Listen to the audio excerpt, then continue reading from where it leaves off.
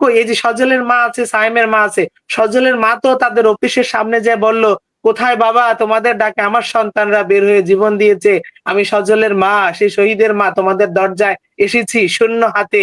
থালাটা নিয়ে বিচারের জন্য আমাদের সাথে আসো।" কই একবারও কি সংহতি জানাইতে আসছে? আসিফ মাহমুদ ভাইয়ের কাছে আমার আম্মা সেই গত বছর উনি ক্ষমতার মসনদে বসার পরে সেপ্টেম্বর অগাস্টে বসলো। সেপ্টেম্বরের ৮ তারিখে কুমিল্লা সার্কিট হাউসে বলল যে, "বাবা আমি তোমার কাছে বিচারটা চাই। আর কিছুই না। আমার আসামি দৃশ্যমান।" তখনও আমার আসামি অন দ্য সার্ভিসে যখন আমি আসিফ ভাইয়ের কাছে আমার মা বলেছিল আমার আসামির বিচার চাই। যখন আমি ২৭শে অক্টোবর নাহিদ ভাইয়ের কাছে ২১শে অক্টোবর নাহিদ ভাইয়ের কাছে গিয়ে বলেছিলাম, তখনও আমার আসামিরা অন সার্ভিসে আমার আসামের আন্তর্জাতিক অপরাধ ট্রাইব্যুনাল থেকে যাদের অ্যারেস্ট ওয়ারেন্ট বের হইছে ১২ই নভেম্বর, ২১শে নভেম্বর পর্যন্ত আমার আসামিরা অন সার্ভিসে ছিল। কোথায় আমার বিচার? কোথায় আমার আসামি গ্রেফতার? আজ পর্যন্ত সেই ফ্রম দ্য বিগিনিং থেকে ক্ষমতায় থাকা পর্যন্ত কি আসিফ ভাই বা নাহিদ ভাই একবারও বিচারের কথা বলেছে? আজকে হাদী ভাইকে মারার পরে বিচার নিয়ে দেখলাম বিচারের জন্য আসিফ ভাই বিশাল বহর নিয়ে নেমেছে। কই একবারও কি উনি আসিফ ভাই বলেছিল যে বিচার করতে হবে এই হত্যা মামলাগুলোর?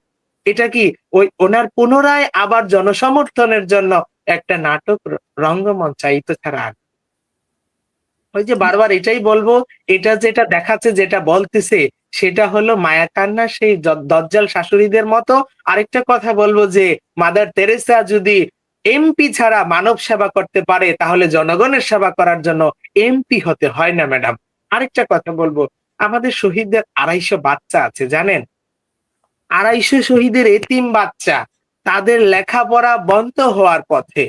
ওই দিনকা কুষ্টিয়া জেলা থেকে একজন শহীদের ছেলে ফোন দিয়ে বলেছে এইটে মনে হয় ছেলে বাচ্চাটা উঠেছে।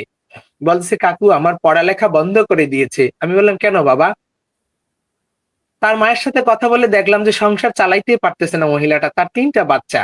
এরকম অনেক শহীদের ৩ টা বাচ্চা, ৪ টা বাচ্চা। আজকে যদি তার বাবা বেঁচে থাকতো তাহলে কি তার লেখাপড়া বন্ধ হয়ে যেত?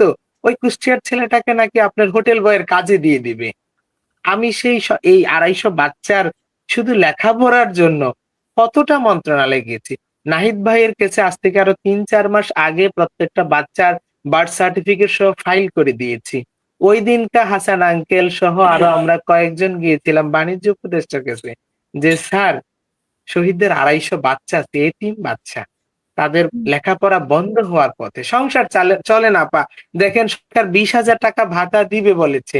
সে ২০,০০০ টাকাকে ৩ টা ভাগ করেছে যে শহীদের মা-বাবার একটা অংশ, স্ত্রীর একটা অংশ, সন্তানের একটা অংশ। তো স্ত্রী আর সন্তানের অংশটা যদি আমরা চিন্তা করি বাইরে থেকে